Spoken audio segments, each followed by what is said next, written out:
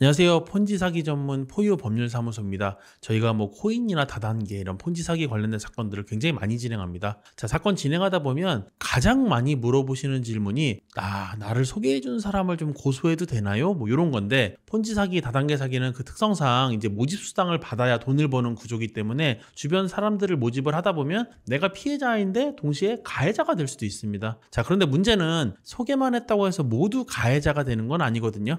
오늘 이 부분에 대해서 제가 좀 간단하게 설명을 드려볼게요. 자, 소개자에 대한 고소가 가능하냐? 이거는 법적으로는 다단계나 유사수신 범죄에 있어서 중간 모집체계 지위가 인정될 것이냐 하는 부분일 텐데, 단순히 주변 사람 몇 명을 소개해줬다고 해서 중간 모집체계로서 지위가 인정되지는 않습니다. 자, 소개해준 사람 고소를 염두에 두신 분들이나 아니면 반대로 내가 지금 이 사람 저 사람을 좀 소개를 했는데 방어가 가능할지 좀 고민이 된다, 이런 분들은 다들 같이 잘 들으시면 될 것 같습니다. 중간 모집체계 공모 혐의가 인정되려면 세 가지가 중요합니다. 자, 첫 번째로 수익을 얼마나 받았냐가 될 것이고요. 두 번째는 업체에서 어떤 지위를 갖고 있었고 어떤 역할을 수행했는지가 중요합니다. 그리고 세 번째로는 사업에 얼마나 깊숙하게 관여가 되어 있었는가, 이 부분입니다. 자, 우리 판례에서는 공모관계에 대해서 뭐라고 하고 있냐면, 전체의 모의 과정이 없었다고 하더라도 수인 사이에 순차적으로 또는 암묵적으로 상통해서 그 의사의 결합이 이루어지면 공모관계가 성립한다. 그리고 이러한 공모가 이루어진 이상 실행행위에 직접 관여하지 아니한 자라도 다른 공모자의 행위에 대하여 공동정범으로서의 형사책임을 진다라고 나와 있습니다. 자, 반드시 다 같이 모여서 막 수덕수덕 해야 되는 게 아니라는 의미입니다. 중간 모집책을 수행한 자가 경영진들로부터 직접 지시를 받거나 같이 의사결정을 하는 게 아니더라도요, 경영진들의 사기 범행을 내가 좀 어느 정도 인식을 하고 있었다, 근데 피해자들을 모집을 하고 범행을 좀 용이하게 했다, 이러면 혐의 인정될 가능성이 높다는 얘기입니다. 자, 폰지 사기에서 뭐 대표나 메인 경영진들의 혐의에 대해 조사할 때는 실제 사업을 운영을 했냐, 그리고 사업 자체로 수익이 발생했는지, 그리고 용역이나 뭐 재화가 정상적으로 공급이 되고 있었는지, 그리고 수익 창출이 지속적으로 가능한 사업인지, 뭐 이런 부분들을 수사기관에서 이제 핵심적으로 본단 말이에요. 중간 모집책 정도 되는 분들은 당연히 뭐 처음에야 몰랐을 수도 있어요.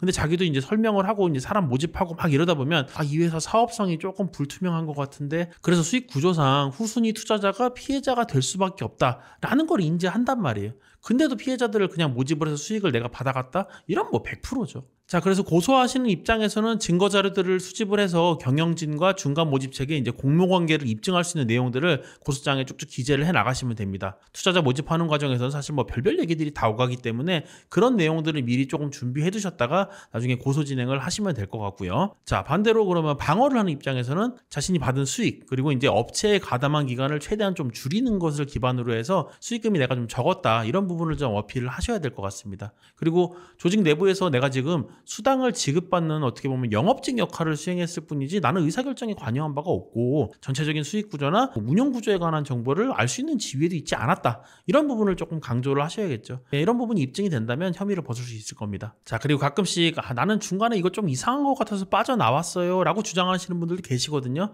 근데 그런 주장이 인정이 되려면 여러분들이 꽤 적극적인 움직임을 보여주셔야 혐의를 또 벗을 수가 있습니다. 자, 법적으로는 이거를 공모관계에서 이탈했다라고 표현을 하는데, 공모관계 이탈이라는 게 공모자가 담당한 기능적 행위 지배를 해소하는 것이 필요하기 때문에 범행을 내가 저지하기 위해서 적극적으로 노력하는 모습을 보이면서 실행에 미친 영향력을 제거하지 않으면 이게 공모관계에서 이탈됐다고 보질 않습니다. 그래서 굉장히 적극적인 움직임을 조금 보여주셔야 됩니다. 자, 오늘 나를 소개해준 사람을 고소를 해도 되나, 뭐 이런 부분에 대해 설명을 좀 드려봤는데요. 단순히 한두 명 소개한 사람은 뭐 고소해봤자 혐의 인정 안 된다라고 생각하시면 될 것 같습니다. 그리고 중간 모집책의 혐의 인정 여부에 대해서는 일률적으로 뭐는 딱 인정된다, 어디까지 인정이 안 된다, 이렇게 나눠서 설명드리긴 좀 어렵습니다. 우리 재판부나 수사기관에서도 받은 수익, 그리고 업체에서 지위, 수행한 역할, 사업에 대한 관여도, 뭐 이런 부분들을 다 종합적으로 평가해서 혐의 인정 여부를 결정하기 때문에 고소를 하는 입장이든 아니면 방어를 하는 입장이든 저희로서도 여러분이 처한 구체적인 사실관계를 명확하게 알아야 정확한 판단을 좀 해드릴 수가 있습니다. 자, 그렇기 때문에 고소하시는 분들도 무작정 고소를 한다고 해서